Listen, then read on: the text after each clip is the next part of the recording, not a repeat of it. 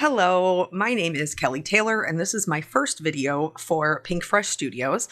Super excited to be joining you guys here. I am using the Lantern Botanicals, the Delicate Foliage, and I thought I was going to use the Ornate Circle, and I ended up going with the Fancy Circles, but I thought it would be really fun to have this little lantern light up. So I had two different kinds of lights. I wasn't sure what I was going to need to what I was going to be able to hide behind the idea that I had, basically. So here I am going to stamp the lantern twice, not because I need two lanterns, but because I want two of the florals underneath it. So I am using the black hybrid ink because I will be doing a little bit of coloring with my Copic markers, but we're also going to be doing some stenciling too. So I'm using my Misty to go ahead and stamp this down. And then because I'm working on a full half sheet of cardstock, I'm just going to flip that piece of cardstock over to be able to do my second impression and then stamp that. In addition to that, the lights work better if they are behind vellum. It helps to diffuse the light and make it brighter, but I didn't want the vellum to just be boring. So that's why I'm using the Delicate Foliage. I am going to put down my piece of vellum. I will treat it with my anti-static tool. Vellum is notorious for being really staticky and having a bunch of little particulates stick to it. So I'm going to treat it with the anti-static tool, and then I am going to stamp it in some gold pigment ink. Then once I am happy with the impression that I have, the Misty will aid me in that because it can be a little bit tricky to stamp on slick surfaces. So that way I can stamp it down and then lift it right up. And then I'm going to be using some gold embossing powder, sprinkle that on, dust off any of the excess, put the rest back in the bottle to use for another time. And then with heat setting this on vellum, you do want to make sure that you're using a vellum that is a little bit heavier weight and also that you keep your heat gun moving all the time. I usually preheat mine as well, just so that way I'm limiting the amount of warping. So I wanted this to be a full 4 1/4. I did have to trim off just 1/4 of an inch on the other side to make it an A2 size. And then I will set that aside so that I can work on my stenciling. I am using a sticky mat behind my cardstock to help hold my stencil. And then the two areas that are not on the sticky mat, I'm just going to use some low tack tape to hold those down. I am using the 1/4 inch brushes, the round ones from Pink Fresh, but if you're using a larger size, you'll want to mask off the lantern and the candle. The reason that we're doing the stenciling first is because it really does help to see, especially with more complicated images, not so much this one, but ones that have a lot of leaves or have a lot going on. Using the stencil helps you kind of figure out what color everything should be. And then also it's going to act as my lightest color. So I will not have to use as many markers as I would if it was just white cardstock. So I am using a couple of different inks here.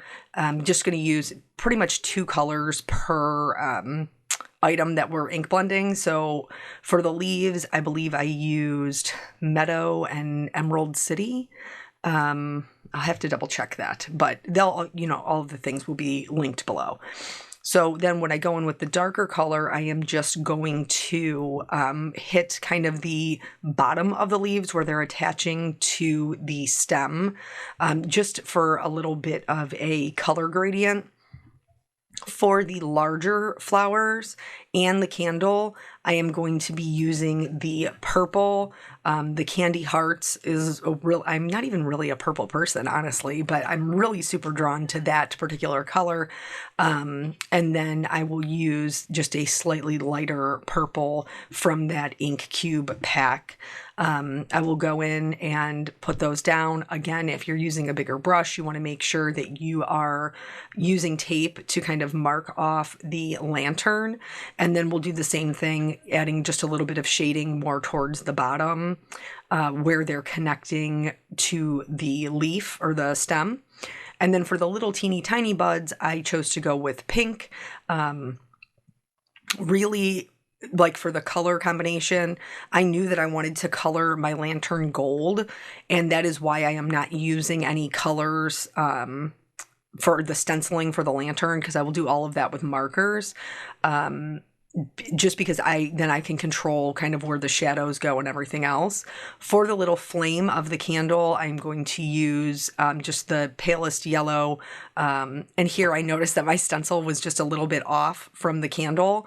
I apparently did not have them perfectly lined up. It didn't seem to be a problem for the flowers, but once I noticed it, I had to kind of fix that little error on my part. And then I will go ahead and do this same process to the one that is up above. And then we're going to get into the coloring.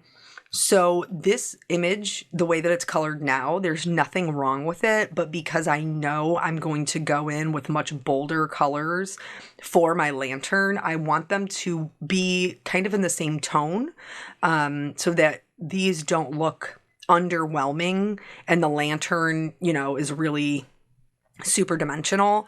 So I am going to add just a little bit of marker over the stenciling that we've done. I will not be filling in the entire thing. Like I said before, the stenciling will act as my lightest color. Going in with the greens, I am just putting it down where I want it to be the darkest. Again, that's going to be where it attaches to the stem. Pretty much the rule of coloring that I like to tell people is, if you're not sure where to put your shading, any point where two things meet or any point where one object lays on top of the other is where you're going to have shadows. So I'm just kind of following that same idea where the leaves are attaching to the stem or the base of the flower. I am adding just a little bit of shading. And when I go in with my mid-tone, in this case, it's a G17, I am going over the darkest color and then just slightly extending it out.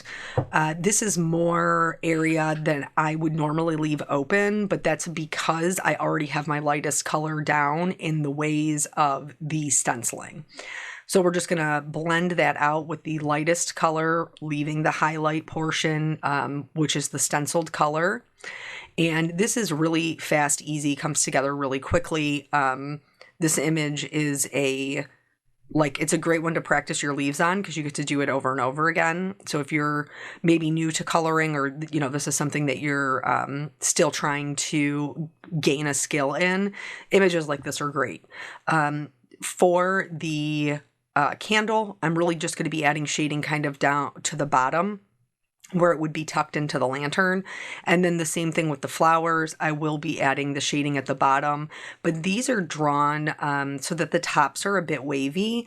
And in order to accentuate that kind of dimension that's drawn into the flowers, I did add just a little line in between, like where the almost like the scallop part where it dips down. I just added a little line there just to help give them a little bit more motion.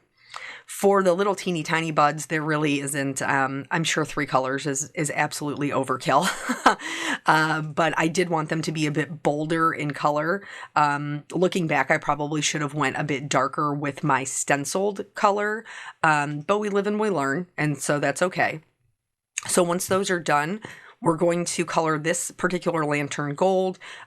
You can use the stencils to color different sections of it different colors, or you could use your markers to color different sections of it different colors. But I knew that I was going to have quite a bit going on, so coloring it solid gold made the most sense to me. So again, just repeating that same sentiment of, we're going to add shading where two things meet, or where one lays on top of the other. So at any of the joints of this lantern where things are meeting in the corners, or like in the center portion there, it's kind of like divvied up into 3 sections. So we're going to have shadows there. We're going to have shadows in the corner where everything is meeting. The top portion, because it is a bit rounder, you could see I did flick a little bit more color. And that's just going to help give it that more round appearance.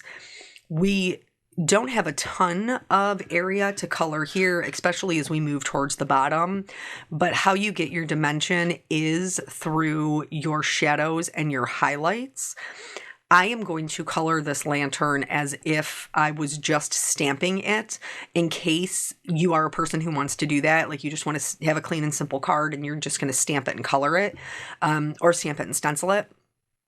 I will be using the die cuts, so those sections in the middle that I'm coloring will be cut out, but that's okay. I like to kind of show the different ways that you could use things if you wanted to. I think that each of us are kind of on our own little art journey and, learning, different things. So I like to try to include as much information as I can. So like with the flowers, we're going to go over the darkest part and then we're just going to slightly extend it. We still have a considerable amount of white space. With this particular color combination, it starts to really look more gold once you add in this Y08, this brighter yellow. But you do need to make sure that you are going over the darkest color and the dark midtone to make it really look gold. That's just something that I've learned through using this combination. Any of the little white parts that are left, we're going to fill in with a Y02, which is really going to brighten up everything. And you can see here our lantern does look, like a shiny gold. There's a couple of things that we're going to do to help it really be the focal point, which is we're going to add some shimmer to it. I like to try to remember to do this before I do my white highlights, because if your white gel pen is not dry, you can smear it. So once I went in with that clear glitter all over, then I'm going to go in with my white gel pen and I am going to add some highlights to my lantern to really help it look shiny. So once both of these are done, I will use their coordinating die cuts to cut them out. I did color the other lantern. I can just put that into the package, that I hold my stamps and stencils and stuff in, so that way I can just use it on another card. Here, this is the inside circle for actually the fancy circles because I needed it to cut out of my my dark purple cardstock so that I would be able to have the light shining through the vellum.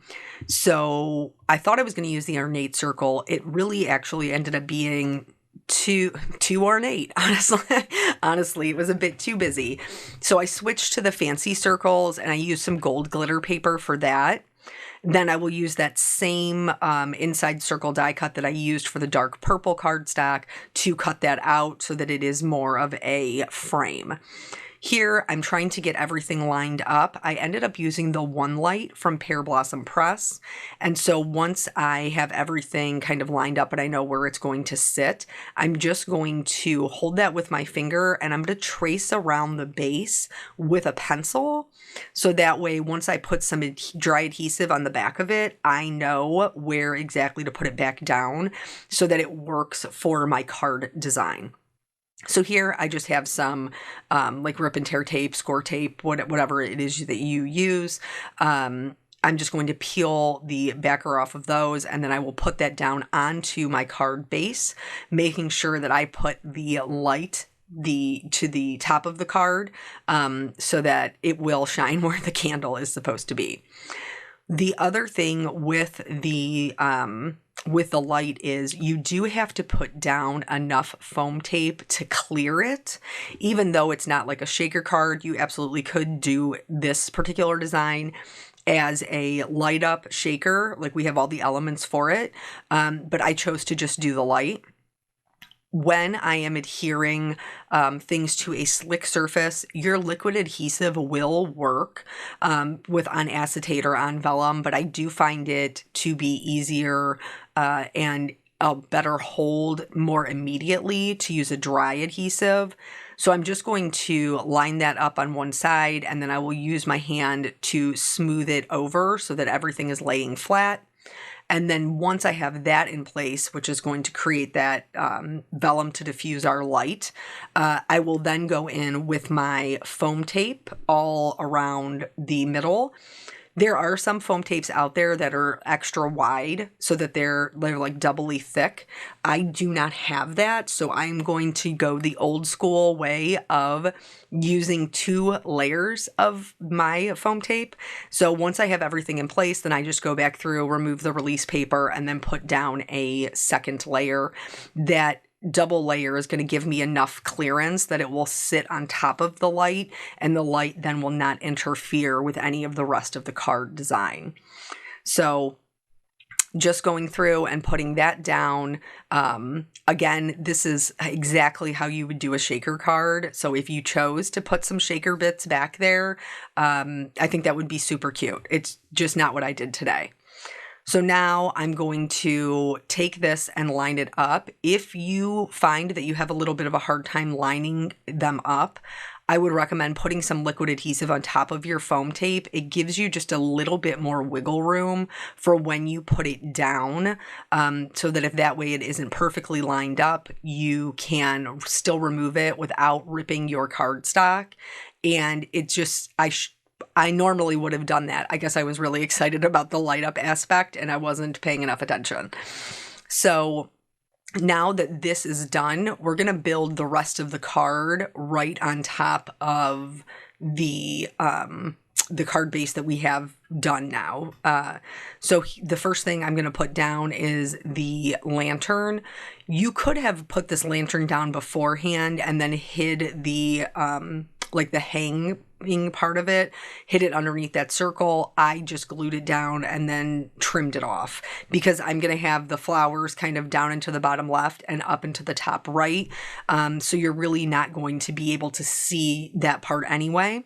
Just double checking that my light works. Am I the only one who constantly feels the need to like play around when they have an interactive card? Like just play with it as you're doing all of the things. So I'm going to adhere our fancy circle around this. The gold just kind of, you know, we have like the gold embossing in the background, the gold lantern. It's just kind of reinforcing that theme. I ended up using the, I think it's the Regal one is the one that I stamped in for the sentiment. But you also could have done gold heat embossing on that as well. I'm going to use liquid adhesive to put down the florals. And like I said, in the top right and the bottom left, this is going to help give our design a lot of balance.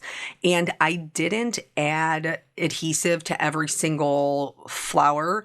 I added enough that it would be secure, but it still is, parts of it are still a little bit movable, which I really like in a design. I don't want it to be completely flat. Especially when I'm, you know, putting layers on top of each other, I feel like you should be able to feel the layers. So now this is the second one, that one that's kind of down into the bottom left. I'm going to put that in place. Now you could absolutely leave this like this, but I like when my die cuts kind of blend into the background. The vellum portion and the gold, I'm not going to worry about. That's going to tie in nicely to my white sentiment. But for the parts that are sitting on the dark purple paper, I am going to go in and I'm going to color the outline of my die in a purple that matches the cardstock. And that's just going to help blend it in. Anywhere that it laid on the gold, I did not color. I just followed that circle shape just for the ones that fell onto the purple. And then I'm using, because I'm a cheap chicken, if you've ever seen videos on my own channel before, you know that I am a very cheap chicken. So I'm not going to waste this cardstock. I am going to stamp my sentiment on there. And it coordinates very well with our little light up. It says, "Thanks for lighting the way." There's another sentiment in this set that I believe says, "You light me up," which would be another one that would be really great. And then I'll use its coordinating die to cut it out. Since we already have that foam tape that's kind of popping everything up, I chose to just put my sentiment on flat, and I'm going to put it right over the area in which we would be pushing to turn on the light. So that way it kind of makes sense when you're holding it in your hand. You know, you're "Thanks for lighting the way." You would click on that sentiment and it would light up the card. Adding just a couple extra little shimmers with the clear pen, and then that's it. That is the entire card. So thank you guys so much for joining me. I always appreciate your time. I will see you again next month. Bye for now.